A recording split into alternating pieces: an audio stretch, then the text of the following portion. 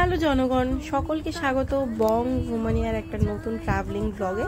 আর এটা mini blog নয়। সকাল সকাল ব্রেকফাস্ট সেরে আমরা মন্দিরে যাচ্ছিলাম, কারণ আগের দিন পুজো দেওয়া হয়ে গেছে, তো উপোস করার আর প্রয়োজন নেই, কারণ আমরা আর ওই দিন পুজো দিচ্ছিলাম না।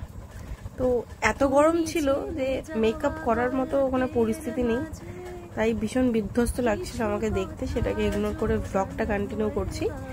আমি গেলাম হচ্ছে মন্দির প্রাঙ্গণে, কারণ একটু আমার মন্দির চত্বর থেকে জিনিস নেওয়ার ছিল আর একটু মহাশ্মশান যাওয়ার ছিল।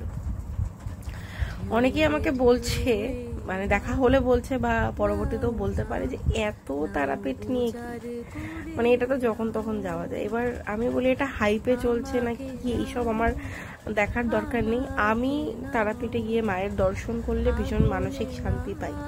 আমার মনে হয় যে মানে আমার কাছে এটা বিশাল বড় একটা ব্যাপার, আমি মায়ের দর্শন করছি।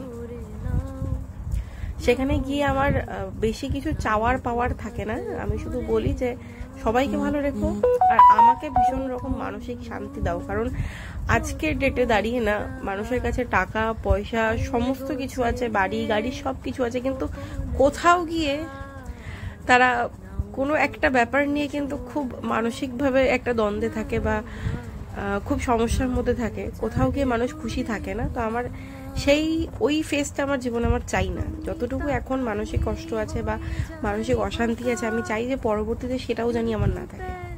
আমি জীবনে দুটো পয়সা কম কামাই করি বা খুব বড় জায়গায় না পৌঁছাই, কিন্তু আমার জীবনে যেন মানসিক শান্তি থাকে। আমরা তারাপীঠ থেকে বেরিয়ে বোলপুর গেলাম, কারণ আমাদের রাত্রের ট্রেনটা বোলপুর থেকেই ছিল। আর যেহেতু ওই শুধু দুপুরটুকু সময়, তাই জন্য আমরা ভাবলাম যে একবারে সোনাঝুরি হাটেই চলে যাই। আমি ছোটবেলায় বা বড় হয়েও আমি কোনোদিন বাবা মার সাথে কোথাও ঘুরতে যাইনি। মানে আমার বাবা মা কোথাও ঘুরতে যায়নি, সেই জন্য মানে আমাকেও নিয়ে যায়নি। আমার প্রথম ঘোরাফেরা শুরু হলো বন্ধুদের সাথে, যেটা খুব সত্যি কথা একটা।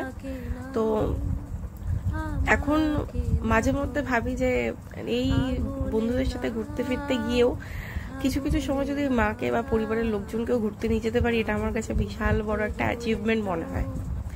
কারণ বাবা মারা বা বাড়ির যে গার্জিয়ানরা থাকে, তারা যতটা এফোর্ট একটা বাচ্চাকে বড় করার প্রতি দেয়, বড় হয়ে যদি সেই বাচ্চারা বাবা মার প্রতি সেই এফোর্টটা দেয় না, তো তাহলে আমি মনে করি যে ভগবানও ভীষণ খুশি হয় এই জিনিসটা দেখে।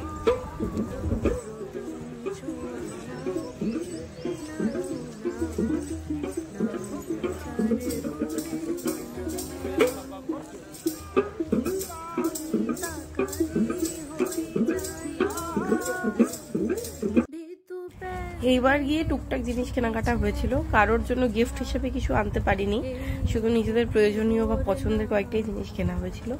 তো এখান থেকে বেরিয়ে ফাইনালি আমরা গেলাম কৃষ্ণাদের হোটেলে খেতে। আর সো খাওয়ার ছিল, আমি কাউকে রেকমেন্ড করবো না যে বোলপুর গিয়ে কেউ এখানে গিয়ে খাও। আফটার দ্যাট আমরা স্টেশনের উদ্দেশ্যে রওনা দিলাম, কারণ সেই দিনও আমাদের ট্রেন রিজার্ভেশন ছিল না, আমরা জেনারেলে ফিরছিলাম। আর সেই স্ট্রাগলটা ভাই আমি জীবনে ভুলবো না। বিকেলবেলা এখানকার ওয়েদারটা মানে দুপুরে যতটা গরম ছিল ততটাই সুন্দর হয়ে গেছিল, হাওয়া হচ্ছিল, বৃষ্টি হচ্ছিল।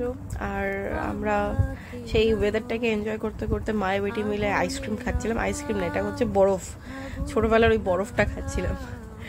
যাই হোক, এই ভিডিওটা এখানেই শেষ করছি। দেখা হবে তোমাদের সাথে পরবর্তীতে নতুন কোনো একটা ভ্লগে। ততক্ষণের জন্য স্টে টিউনড।